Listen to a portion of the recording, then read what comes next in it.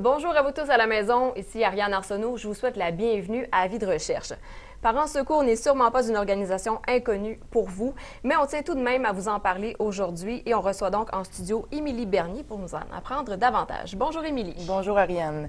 Oui, en effet, donc je viens en studio aujourd'hui pour vous parler de Parents Secours, qui est en fait un organisme à but non lucratif et qui est souvent reconnu dans la mémoire des gens par le symbole, entre autres, de la pancarte blanche et rouge que l'on appose à notre fenêtre et qui indique donc que c'est un foyer refuge pour les jeunes en détresse.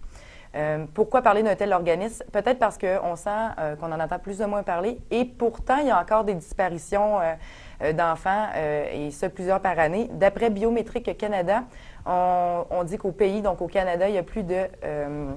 à tous les 37 secondes, un enfant est enlevé. Et en 2006, selon ces statistiques-là toujours, on évaluait au Québec que 7 317 enfants étaient disparus. Donc, il y en a certains qui sont retrouvés, bien entendu, mais c'est quand même, ça reste tout de même un problème. Donc, ces chiffres-là font peur aux familles, bien évidemment.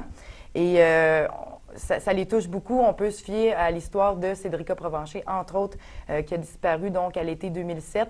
Malheureusement, qui n'a pas été retrouvé. Donc, on s'est rendu compte que ça a touché énormément la population du Québec.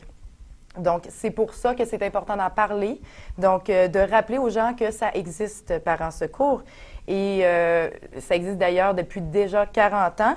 Et c'est un organisme qui déploie énormément d'efforts pour promouvoir la sécurité et donc qui a pour mission, entre autres, de justement faire de la prévention et d'apprendre aux parents comment éduquer leurs enfants et être beaucoup plus vigilants.